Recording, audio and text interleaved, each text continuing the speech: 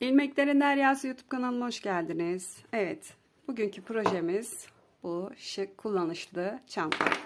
Bakın şu şekilde kendi ipinden sapını yaptım. Şu şekilde açıldığı zaman gayet geniş büyüklükte. İçerisine telefonunuz, cüzdanınız, gözlüğünüz sığabilecek şekilde güzel bir küçük ama aşırı da küçük değil, aşırı da büyük bir çanta değil, rahatlıkla kullanılabilecek bir çanta modeli çalıştık. Bakın bu şekilde gayet güzel oldu. Gayet kolay bir anlatımla sizlere anlatmaya çalıştım.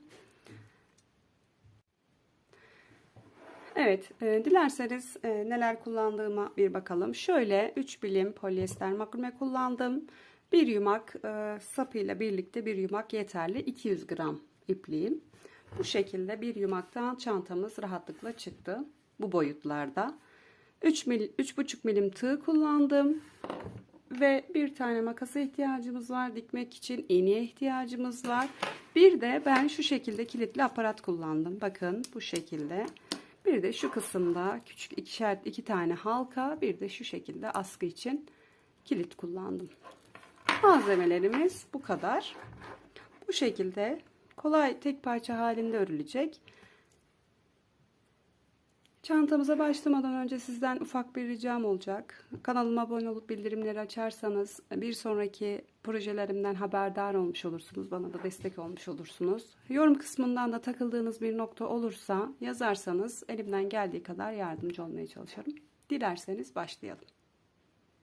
Hepinize kolay gelsin. Evet, çantamıza zincir çekerek başlayacağız. Bir tane ipimizi sabitledik ve toplamda şu şekilde 26 tane zincir çekeceğiz. Bakın bu şekilde toplamda 26 tane zincir çekeceğiz. Hemen sayalım. 1, 2, 3, 4, 5, 6, 7, 8, 9, 10, 11, 12, 13, 20, 21, 22, 23, 24, 25, 26. Evet, bakın şu şekilde 26 tane zincirimizi çektik ve şimdi bakın şöyle arkasını çeviriyoruz. Bakın şuradan ilk değil, ikinciden hemen şuradan başlayarak bakın şöyle 25 tane sık iğne yapıyoruz. Bakın şu şekilde arkaya çevirince oluşan şuradaki bombelik kısımlardan sık iğne yaparak sıramızın sonuna kadar tamamlıyoruz. 25 tane sık iğne elde etmiş olacağız. Bakın bu şekilde. Çantanız daha dar olmasını isterseniz daha az zincir de çekebilirsiniz. Ben bu şekilde çektim. Ve devam ediyorum. Sıramın sonuna kadar 25 tane sık iğnemi tamamlayıp geleceğim. Evet, sıramın sonuna geldim bakın. Şimdi bir zincir çekiyorum ve örgümü çeviriyorum. Bakın hemen ipten başlayarak sık iğne yapıyoruz. Bakın bu şekilde sık iğnelerimizi tamamlıyoruz. Böyle devam edeceğiz. Evet, sıramızın sonuna kadar yine sık iğne yapacağız. Tekrar başta bir zincir çekip döneceğiz. Yine bu şekilde sık iğne yapacağız. Toplamda böyle 36 sıra tamamlayıp gelelim. 36 sıramızı tamamlayacağız. Bu şekilde birer zincir çekerek başlarda ve sık iğne yapıyoruz. Bakın bu şekilde sık iğnelerimizi tamamlayıp gelelim. Toplamda 36 sıra olacak. Bakın şöyle 36 sıramızı tamamlayıp gelelim. Evet, ben şu şekilde 36 tane sıramı tamamladım. Bakın şu şekilde 36 sıra tamamladım. İsterseniz ölçü de verebilirim size. Burada. Bakın eni 15 santim. Boyu da 19 santim. Bu şekilde. Evet, devam ediyoruz. Şimdi burada ipimizi kesiyoruz. Şu şekilde ipimizi kestik. Bakın şöyle ipimi içerisinden geçiriyorum ve sabitliyorum. Şimdi burada örgümüzü Şu şekilde çeviriyoruz. Bakın bu şekilde çevrilmiş halde önümüzde duracak. Şimdi biz şurada 36 sıra yaptık. Siz artık kaç sıra yapıyorsanız ondan bir fazla zincir çekeceksiniz. Ben 36 yaptığım için 37 tane zincir çekeceğim. Şimdi bakın şu şekilde 37 tane zincirimizi çekelim.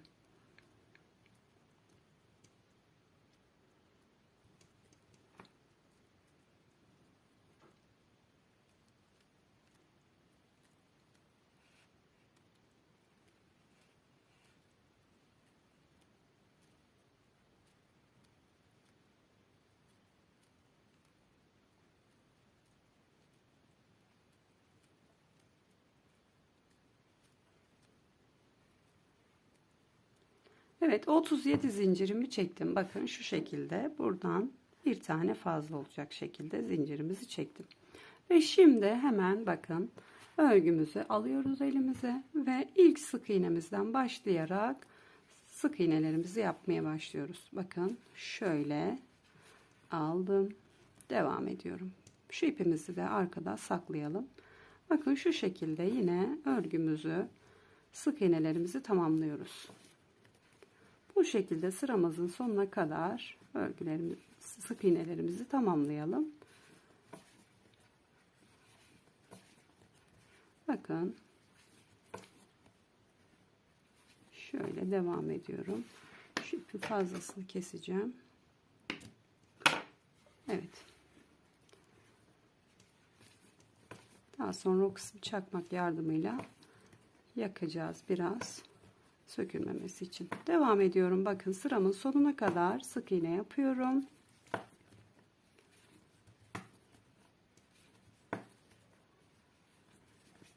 Şöyle sıramızın sonuna kadar sık iğnelerimizi tamamlayalım. Bakın. Devam ediyorum. Evet bakın sondaki sık iğneme geldim. Ve hemen yine 37 tane zincir çekeceğiz. Bakın 1, 2, 3, 4, 5, 6, 7, 8, 9, 10. Burada 37 tane zincirimizi çekip gelelim. Evet bakın burada da 37 zincirimi çektim. Şimdi bakın baştan başlıyoruz. Buradaki değil bir yandan başlıyoruz ve ilmek kaydırma yapıyoruz. Bakın şöyle 1 2 3 4 5 6 7 8 9 10 tane ilmek kaydırma yaptım. Bakın 10 tane ilmek kaydırmamı yaptım. Şimdi burada artık sık iğne yapıyoruz. Bakın kalan zincirlerimizin üzerine 26 tane zincirimiz kaldı. 26 zincirimizin üzerine sık iğne yapıyoruz. Bakın baştaki 10 tane zincire ilmek kaydırma yaptık. Şimdi 26 tanesine sık iğne yapıyoruz. Bakın şu şekilde tek kanatlarından zincirimizin alarak sık iğne yapıyoruz. Bu şekilde devam ediyoruz. Bakın çanta gövdemize gelene kadar. Bu arada kanalıma abone olup bildirimleri açarsanız çok mutlu olurum. Böyle değişik projeler gelecek. Abone olmayı unutmayın. Şöyle devam edelim. Bakın. Şöyle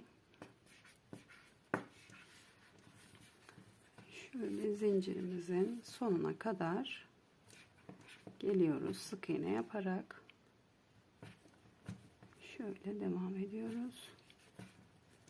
Evet bir tane kaldı, onu da yaptım. Bakın zincirlerimi tamamladım. Şimdi burada devam ediyoruz. Bakın sık iğne yapmaya buradan devam ediyoruz. Bakın bu şekilde bütünleşmiş oldu ve devam ediyoruz. Bakın bu şekilde devam edeceğiz. Sıramızın sonuna kadar gelelim. Şu kısmı tamamlayıp gelelim.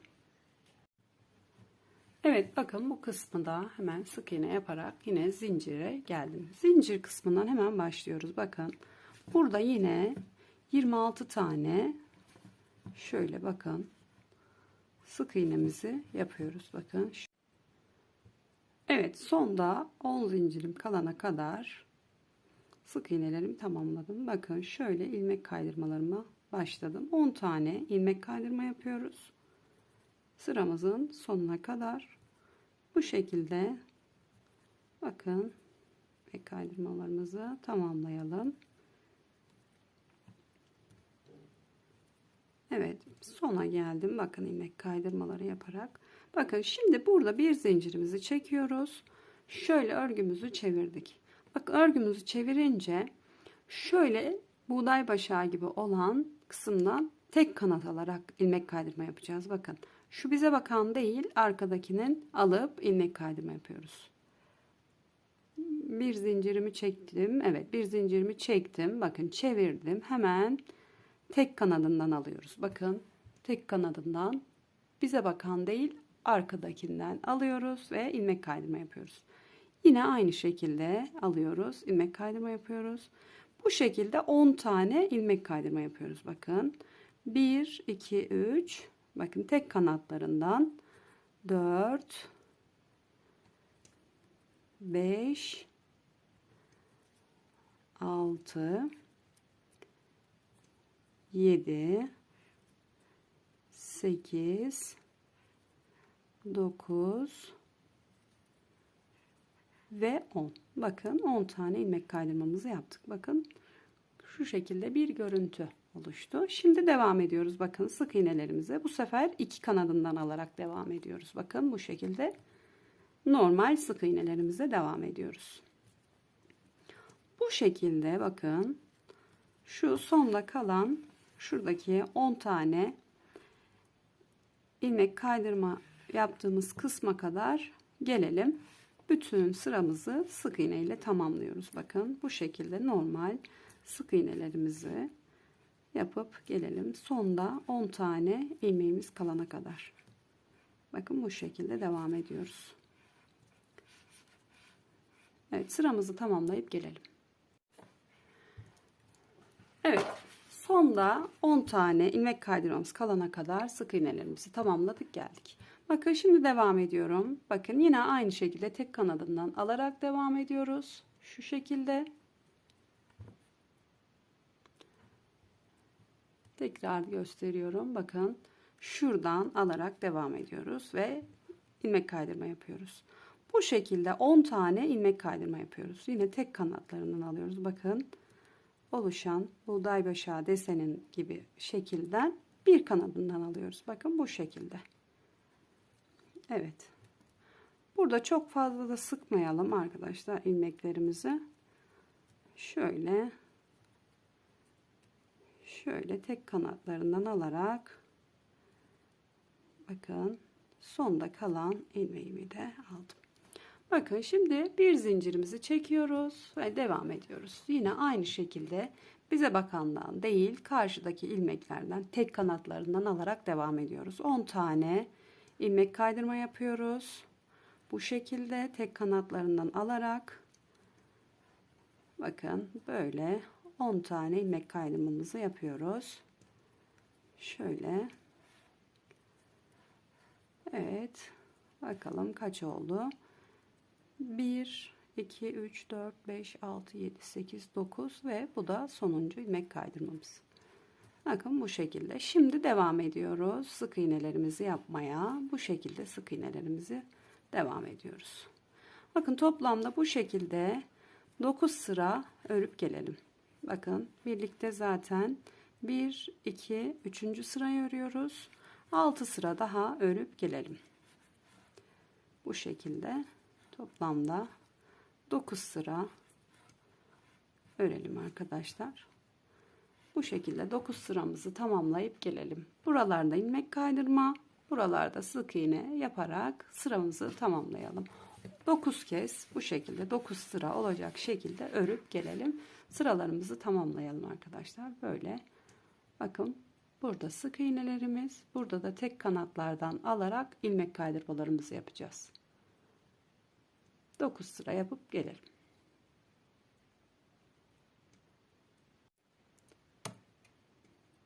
Evet, 9 sıramı tamamladım. Bakın şöyle ipimi de kopardım buradan.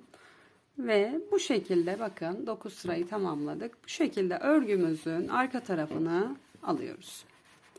Şimdi buradan ipimizi tekrar şu kısımdan takacağız. Onun için şuradan sayıyoruz. 37. sık iğnemize ipimizi takıyoruz. Şimdi buradan ayarlayınca da gözüküyor zaten. Bakın şu şekilde hemen şuraya ipimi takıyorum. Bakın ipimi şöyle takıyorum. Bir kez aldım, tığımdan geçirdim. Bakın şöyle ipi tuttum. Bu kısma geldim, geçirdim. Şöyle aldım ve içerisinden geçiyoruz şu şekilde. Bakın bu ilk sık iğnemiz. Buradan devam ediyoruz. Şu ipi de arkada saklayarak devam edelim. Bakın şöyle 2, 3, 4. Bakın bu şekilde. Şuraya kadar 25 tane sık iğne yapacağız. Şöyle 25 tane sık iğnemizi tamamlayalım. Bakın ipimi de arkadan yürütüyorum. Bu şekilde 25 tane sık iğnemizi yapalım. Yine arada kalan ipleri bir çakmak yardımıyla yakacağız arkadaşlar, sökülmesin diye. Biliyorsunuz makrome ipi sökülen bir ip. Evet, ipimiz de düğüm oldu. Hemen açalım şöyle. 25 tane sık iğnemizi tamamlayıp gelelim. Evet, 25 tane sık iğnemi ördüm. Bakın bir zincirimizi çektik ve örgümüzü çevirdik. Burada da bakın 25 tane sık iğne olacak. Sıramızın sonuna kadar devam edeceğiz. Şöyle devam ediyorum. Bakın. Bu şekilde 25 tane sık iğne öreceğiz. Bakın şöyle devam edelim. Evet. Şimdi sona kadar gelmek istiyorum. Bir şey göstereceğim. Ondan sonrası zaten artık düz ilerleyeceğiz. Yine aşağıda başlangıç noktasındaki gibi düz bir şekilde 36 sıra bu şekilde öreceğiz. Bakın şu sondaki kısmı göstermek istiyorum. Kafanız karışmasın diye başlangıç noktamızdaki kısmı. Bakın bu şekilde, bakın şimdi 24 oldu. Bakın bu 24.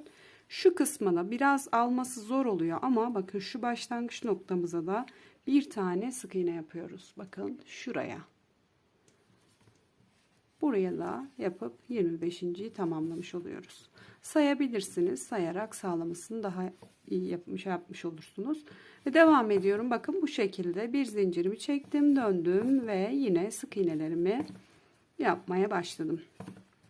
Evet, bu şekilde şuradaki sayımız kadar ben 36 sıra yapmıştım. Siz artık kaç sıra yaptıysanız ona göre bu sıralarımızı tamamlayalım. Ben 36 sıramı bu şekilde tamamlayıp geliyorum. Sizler de sıralarınızı tamamlayıp gelin. Evet, 36 sıramı tamamladım. Bakın şu şekilde görüntümüz şöyle. Şimdi kapak kısmını yapacağız. Derseniz devam edelim. Bakın bir zincir çektim. Örgümü çeviriyorum.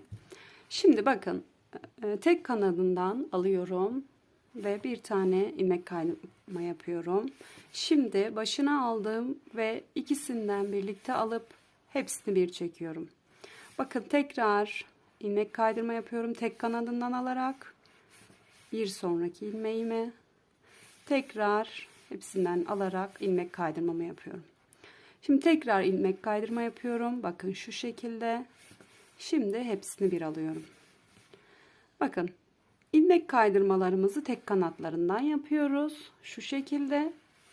Çakma sık iğnelerimizi ikisini birlikte alıyoruz. Bu şekilde. Bir tane çakma sık iğne yapıyoruz. Bir tane ilmek kaydırma yapıyoruz. Bu şekilde sıramızı tamamlıyoruz. Bakın tekrar devam ediyorum.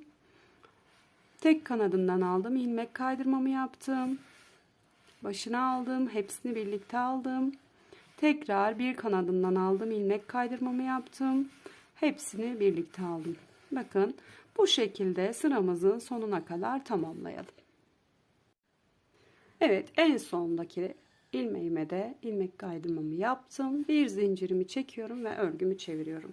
Şimdi bakın, en sonda ilmek kaydırma yapmıştık. İlmek kaydırma yaptığımız yere çakma sık iğne yapacağız. Hepsini birlikte aldım. Bakın, başına doladım. Hepsini birlikte aldım. Şimdi yine tek kanadını alıyorum. Bir tane ilmek kaydırma yapıyorum. Bir sonrakine tekrar çakma sık iğne yapıyorum. Bakın, iki kanadından birlikte aldım. Bir yandakine ilmek kaydırma yapıyorum tek kanadından alarak. Bir yandakine hemen bir çakma sık iğne yaptım. Bir tane tek kanadından alarak ilmek kaydırma yapıyorum. Tekrar hepsini bir aldım. Bakın, bu şekilde devam edeceğiz. Bu şekilde nakış görüntüsü elde etmiş olacağız. Şimdi şurada bir tane atladım mı? Yok, atlamamışım. Şimdi hepsini bir aldım. Bir tane ilmek kaydırma yaptım. Tek kanadından aldım. Şimdi hepsini bir alıyorum. Bakın, bu şekilde devam ediyoruz. Yani ilmek kaydırmaların üzerine çakma sık iğne, çakma sık iğnelerin üzerine ilmek kaydırma yapıyoruz. İlmek kaydırmaları yaparken tek kanattan alıyoruz. Çakma sık iğneleri yaparken hepsini iki kanattan birden alıyoruz. Bu şekilde sıramızın sonuna kadar tamamlayıp gelelim. Evet, en sonda kalan kısma da bakın, bu şekilde çakma sık iğne yaptım. Şimdi bir zincirimi çekiyorum ve örgümü çeviriyorum. Bakın, çakma sık iğne yaptığımız kısma hemen ilmek kaydırmamı yaptım. Bir sonrakine çakma sık iğne yapıyorum. Hemen ilmek kaydırmamı yaptım. Bir sonrakine çakma sık iğne yapıyorum. İlmek kaydırma, çakma sık iğne. Bakın, bu şekilde sıralarımızı tamamlayacağız. Bu şekilde ön kısımda bir nakış elde etmiş olacağız. Bakın, bu şekilde. Dilerseniz bu kısmı da düz yapabilirsiniz ya da başka bir modelde çalışabilirsiniz kapak detayında. Bu şekilde 20 sıra örüp gelelim. 20 sıramızı bu şekilde tamamlayıp gelelim. Evet, böylelikle sıramı tamamladım. Bakın, hemen hemen şöyle biraz, yarıdan biraz daha fazla istediğiniz ölçüye kadar örebilirsiniz. Hemen bakın, şurada bir tane de zincir çekiyorum ve sabitliyorum. İpimizi kesiyoruz. Şöyle. Evet, iplerimi daha sonra gizleyeceğim. Şimdi bakın, çantamızın görüntüsü, ördüğümüz parçamızın görüntüsü bu şekilde. Bakın, bu şekilde. Evet, şimdi dilerseniz dikiş kısmına geçebiliriz. Plastik iğne de kullanabilirsiniz. Benim gibi bu şekilde bir iğne de kullanabilirsiniz. Hangisi kolayınıza gidiyorsa. Şimdi ipimizden alalım belli bir büyüklükte ve şöyle keselim. Şimdi şu kısımdan dikmeye başlayacağız. Bakın, şuradan tek kanatlarını alarak dikeceğiz. Bakın, şuradan tek kanatlarını alarak dikeceğiz. Karşı taraftan şöyle tek kanatlarını alarak dikeceğiz. Şuradan başlayalım. Şöyle başlayalım dilerseniz. Bakın, şuradan ipimi geçirdim. Tek kanatından şöyle, bir de şöyle karşısından geçirdim. Şöyle hemen yandan bakın. Şöyle geçiriyoruz. Burada hemen bir düğüm atacağız. Başlangıç ipimize ve dikmeye başlayacağız. Evet. Şimdi içeri saklayacağız onları sonra. Bakın, şimdi yaklaştırdım. Buradan aldım.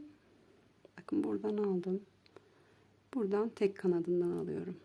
Bakın, tek kanadından aldım. İğne ardı tekniğiyle tek taraftan dikiyoruz. Bakın, tek taraftan. Bakın, tekrar bir yandan aldım. Bir yandaki ilmekten aldım. Şöyle. Hemen tek kanadını aldım. Bakın, buradakinin tek kanadını aldım. Bakın. Şöyle. Yine tekrar bu taraftan alıyoruz. Bu şekilde bir karşısı ilmekten şöyle bir buradan alarak dikiyoruz. Bakın çantamızın dikişini. Şöyle tekrar bakın tek kanatlarını alıyoruz. Yine bakın karşısından hemen bir ilmek aldım. Bir tanesini de karşıdan tek kanat aldım.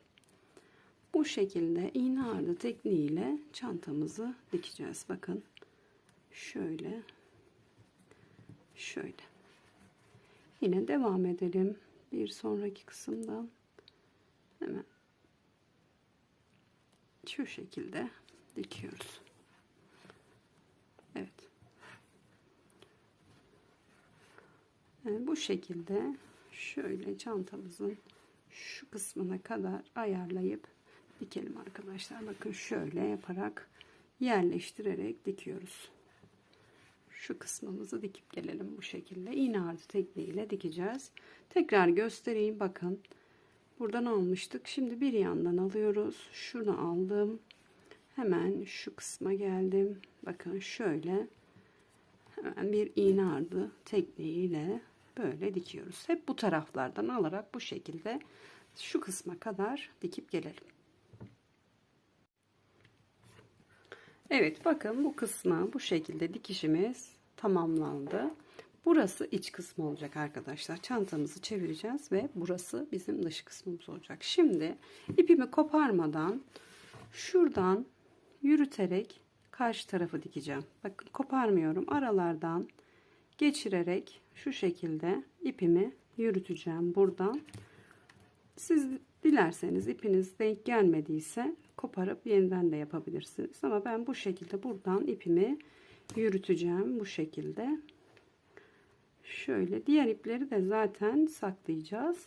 Şöyle geldim bakın. Bu kısma geldim. Şöyle bir kez daha çektim. Bakın şu şekilde. Şimdi diğer kısmı alıyorum. Bakın şu kısmı alacağız.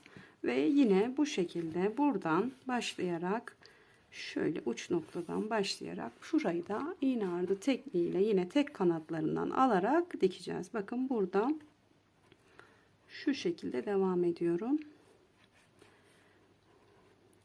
Şöyle bakın şu kısımdan alıyoruz. Bakın tek kanadından. Zaten burası tek kanat halindeydi hatırlarsanız. Örmüştük. Bakın şöyle gözüküyor şu kısımlardan. Bakın bir sonrakini alıyorum. Şöyle hemen bir yandan batıyorum. Bakın bir yandan battım. Evet. Bu şekilde bu kısmı da bu şekilde dikişini yapıyoruz. Bakın bir buradan bir karşı taraftan alarak sıramızın sonuna kadar bu kısmı da dikelim. Şöyle. Evet bazen iğnemiz takılabiliyor makrame ip olduğu için. Şöyle bakın devam ediyorum. Şuradan aldım. Yine tek kanattan alarak devam ediyoruz. Bakın. Evet. Bu kısmı da bu şekilde buraya kadar dikip gelelim arkadaşlar. Şöyle bakın şu kısmı da aynı şekilde iğne ardı tekniğiyle dikeceğiz. Şu şekilde bir karşıdan bir buradan alarak dikiyoruz. Dikişlerimizi tamamlayıp gelelim. Evet bu kısmın dikişini bakın bu şekilde tamamladım. Şimdi biz bu şekilde dikeceğiz ve çantamızı çevireceğiz. Ve şu şekilde gözükecek. Bakın diktiğimiz yer dışarıdan bu şekilde gözükecek. Yani doğru tarafı bu taraf olacak. Şimdi tekrar bu şekilde çevirelim. Ve aynı teknikle bu kısmı da dikişini tamamlayalım. Şu şekilde bu yan tarafımızın da dikişini tamamlayalım. Ondan sonra aksesuarlarını takalım. Kilit kısmını ve sap kısmına geçelim. Bu tarafı da dikip gelelim arkadaşlar. Video çok fazla uzamasın diye birlikte dikmek istemiyorum. Aynı teknikle dikişini yapacaksınız. Bu şekilde burayı da diktikten sonra çantamızı çevireceğiz ve düz tarafına geçeceğiz. Bu şekilde bu kısmını da dikip gelelim. Evet, çantamı tamamladım. Bakın şöyle içini de dışına çevirdim, tersini. Bakın şöyle köşelerden elimizle düzeltelim çantamızı. Bakın şu şekilde bir görüntü oluştu. Bakın şöyle gözüküyor. Şu da kapak kısmımız şu şekilde olacak. Dediğim gibi kapağı biraz daha uzun yapabilirsiniz eğer isterseniz. Şimdi ben şu şekilde bir kilit kullanacağım. Şöyle. Şu yanlara da şu şekilde bir aparat kullanmayı düşünüyorum ama belki de tamamen kendi ipiyle askısını örebilirim. Şöyle bakın. Şöyle. Bir şunu birlikte takalım. Ondan sonra derseniz bakalım. Şöyle arkasındaki tırnaklarını açtım. Bakın şu kısımları açtım. Önce bunu buraya yerleştireceğim. Hafif bir yukarı doğru bakın şunu da girdireceğimiz için şöyle bir bunu şöyle yerleştiriyorum. Ve arkadan şu şekilde elimizle tırnakları geçirdikten sonra şöyle bakın. Evet. İçeriden büküyoruz. Şöyle dört tarafı da yaslıyoruz. Bütün tırnakları bu şekilde. Şunu tekrar. Evet. İçeriden hepsini yaslayalım. Şunu çıkaralım artık. Şöyle bakın. Şöyle olabildiğince sıkı bir şekilde tırnakları indirdim. Sabitledim. Bakın. Şöyle. Şu şekilde taktım. Şöyle yaptım. Şimdi burada da yine şu kısmı açıyoruz. Bakın şu kısmı açıyoruz ve kapağımızı bu şekilde ortalayarak ayarlayıp buradaki tırnaklara geçireceğiz. Bakın şöyle ortaladım. Şöyle geçirdim. Şöyle tırnaklara geçirdim. Bakın. Yine onu da şu şekilde sabitliyorum. Yine burada bir pense kullanabilirsiniz. Şimdi size göstermek için ben bu şekilde yaptım. Bakın kilidimiz bu şekilde. Şöyle hazır. Biraz daha uca yapmam gerekiyordu sanırım. Biraz zorlanıyor. Onu ben ayarlayayım arkadaşlar. Siz de bu şekilde aparat kullanacaksanız bu şekilde takabilirsiniz. Yoksa farklı şekilde de aparatlar kullanabilirsiniz. Evet, çantamızın modeli bu şekilde. Bakın gayet güzel tek parça halinde ördük. Birleştirdik dikişlerle. Bu şekilde bir çanta elde etmiş olduk. Sayıları küçültebilirsiniz. Şu başlangıç noktasını küçültebilirsiniz. Daraltabilirsiniz. Genişletebilirsiniz. İstediğiniz gibi çalışabilirsiniz. Şimdi evet, çantamıza bir askı yapalım. Dilerseniz hazır askılardan da kullanabilirsiniz. Zincir de takabilirsiniz. Ama şimdi ben size kendi ipinden nasıl öreceğinizi göstereceğim.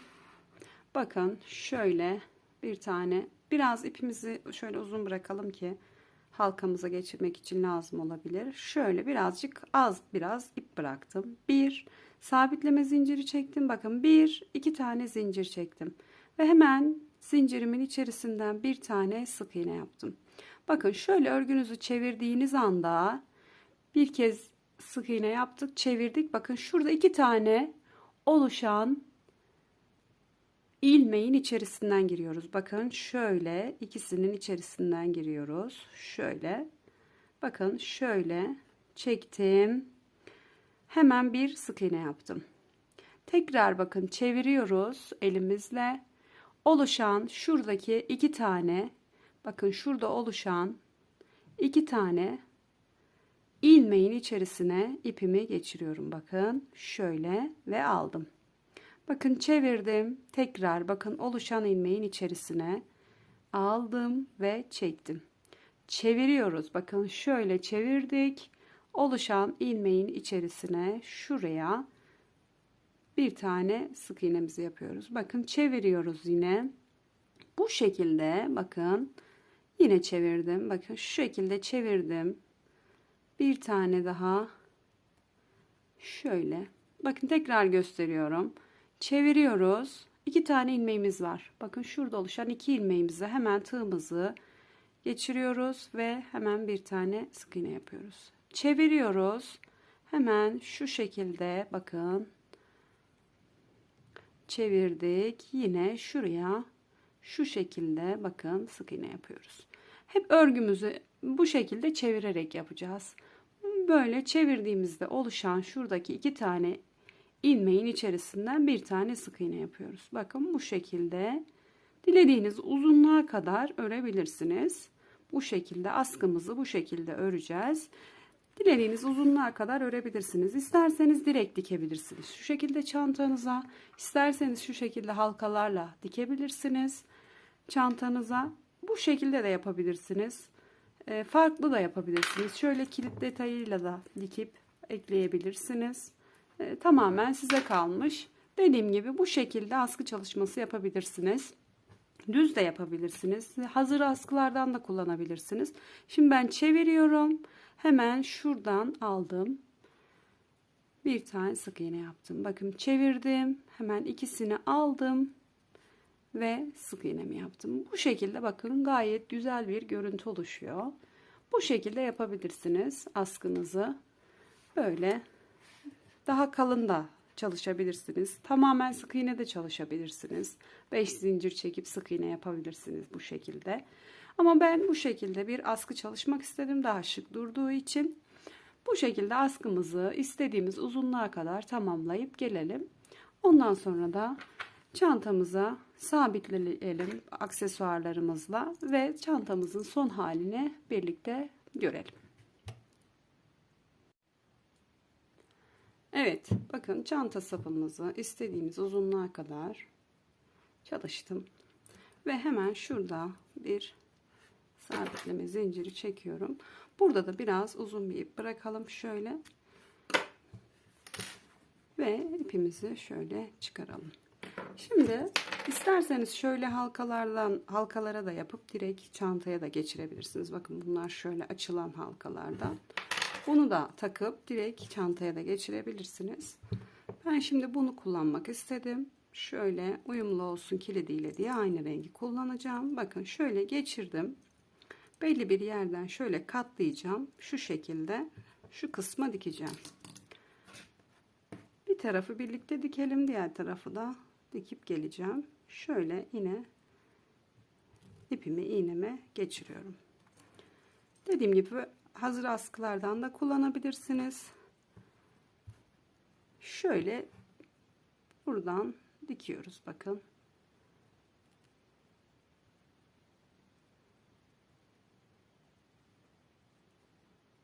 Geçiremedim. Şöyle yapalım.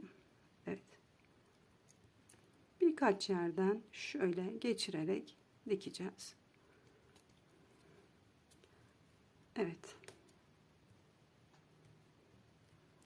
İğnem takıldığı için biraz zorlandım. Şuradan hemen geçireyim. Evet. Şimdi şuradan alıyorum. Rastgele dikiyorum yani. Amaç burada halkayı dikmek, geçirmek.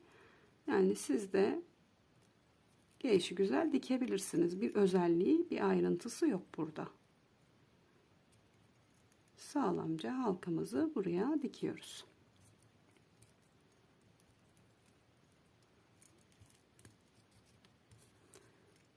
Şöyle tekrar aynı yerden alacağım. Sabitleyeceğim.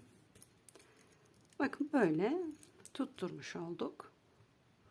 Şöyle ipimi de gizleyerek birkaç yerden fazla ipimi kesip bir çakmak yardımıyla da hafif uçlarını yakacağım. Şöyle birkaç yerden ipimi gizleyelim.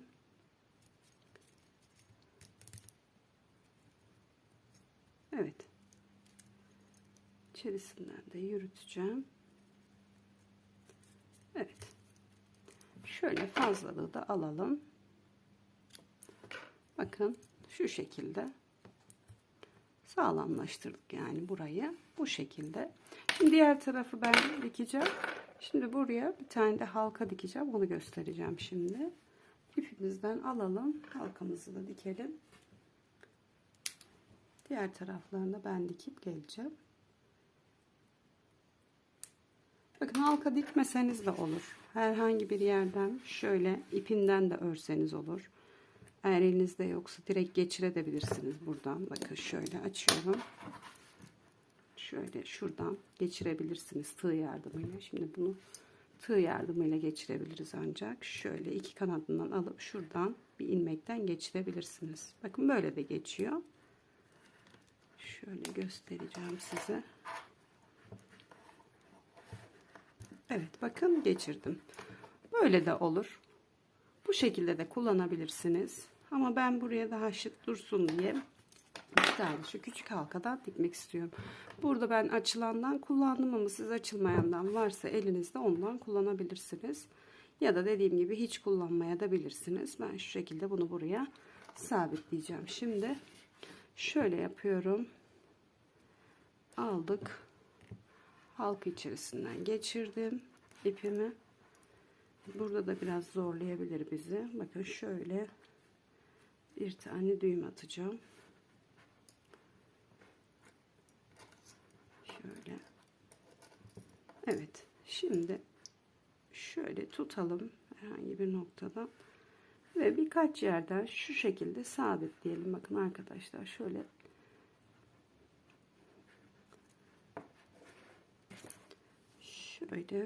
birkaç yerden sabitleyeceğim. Şöyle alttan alıyorum. Halkanın içerisinden geçiriyoruz. İpimizi bu şekilde sabitleyeceğiz. Birkaç yerden şöyle bakın. Düzeltelim. Evet bu şekilde dikelim arkadaşlar. Diğer tarafları da dikelim. Ondan sonra çantamızın son halini görelim. Bakın bu şekilde dikeceğiz birkaç yerden. Şöyle. Ondan sonra diğer tarafları da dikip gelelim. Evet, aksesuarlarımızı da tamamladım. Bakın şu şekilde sap kısmına diktim. Bunları da buralara diktim. Bakın şöyle geçiriyoruz. Bunu diğer tarafa geçiriyoruz. Bakın çok güzel, şık bir çanta elde etmiş olduk. Bir yumak makrame ipiyle bakın gayet güzel. İçerisi gayet geniş oldu. Böyle telefonunuz, yanınıza gözlüğünüz, cüzdanınız sığabilecek şekilde bir çanta çalışması yaptık. Bakın arka tarafı da bu şekilde, ön tarafı da bu şekilde. Çok güzel bir çalışma oldu. Çok içime sinen bir çalışma oldu. Çantamızın anlatımı bu kadar. Videomu tamamlamadan önce sizden ufak bir ricam var. Kanalıma abone olup bildirimleri açarsanız beni mutlu etmiş olursunuz. Bir de bir sonraki projem hakkında bilgi sahibi olmuş olursunuz. Zile de dokunursanız daha önceden haberiniz olur. Bu şekilde hepinize kolay gelsin.